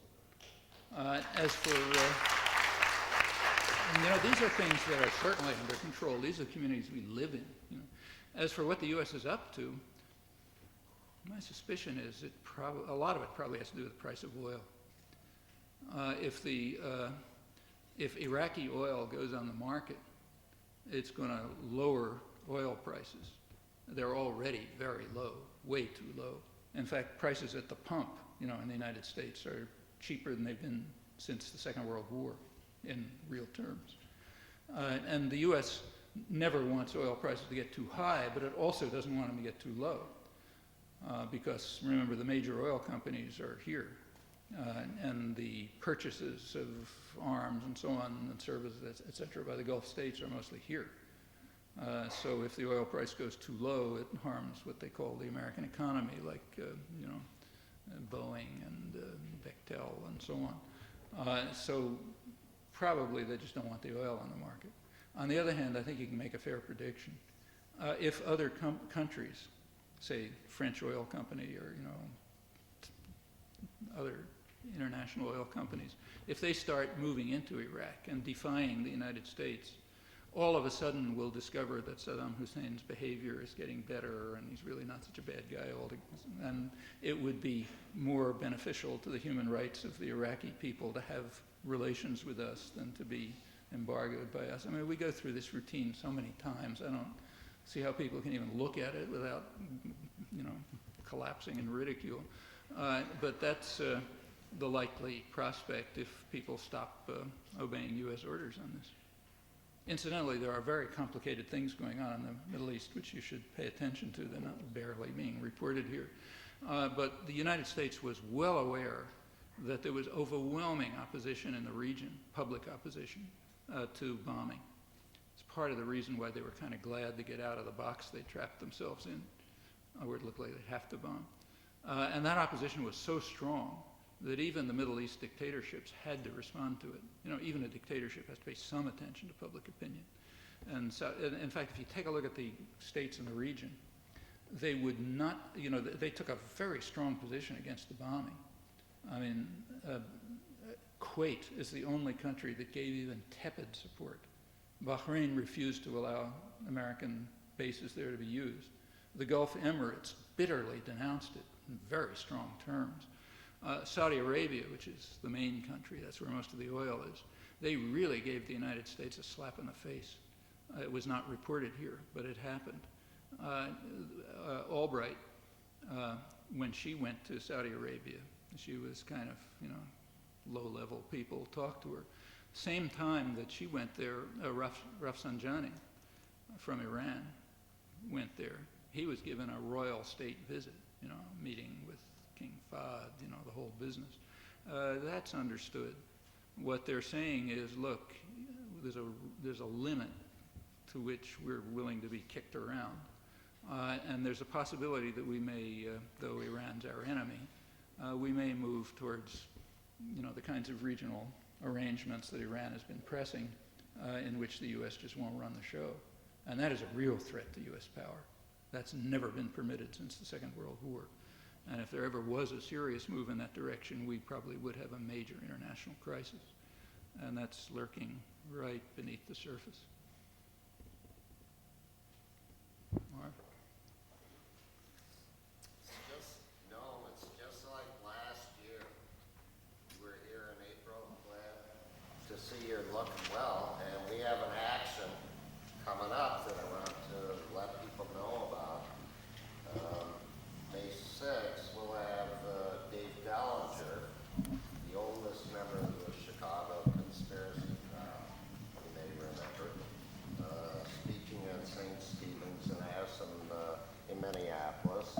And I've got some flyers here. In the morning of the 7th, Thursday, we're going to Alliant Tech Systems that Honeywell set up in 1990. They used to make anti-personnel landmines. They're only making an anti-tank landmine right now. But they made rocket propulsion systems for just about every missile in the U.S. arsenal. Cluster bombs, $1 billion worth, while they threw 7,000 Minnesotans who worked for them out of work since 1990. So we invite you to come down, if you can make it. We're going to block the doors in a disciplined and nonviolent way and talk about some of the things that Noam's been talking about. Thanks.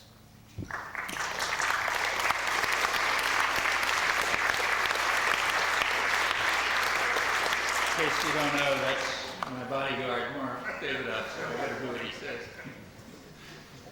Could you explain a little bit about the media and how stories are suppressed, kept out of the light, even when they're fairly common? Any theories on how that is? Well, theories are sort of, look, in the social world, you shouldn't use the word theory. I mean, when you get beyond the level of big molecules, words like theory get less and less appropriate. Nothing much is understood of any depth. What's understood is kind of on the surface. People talk about theories, but that's mainly to obfuscate. There are a few exceptions, but not a lot. In the case of the media, it's kind of obvious on the face of it. You know, I mean, suppose you're a Martian. You don't know anything about the United States.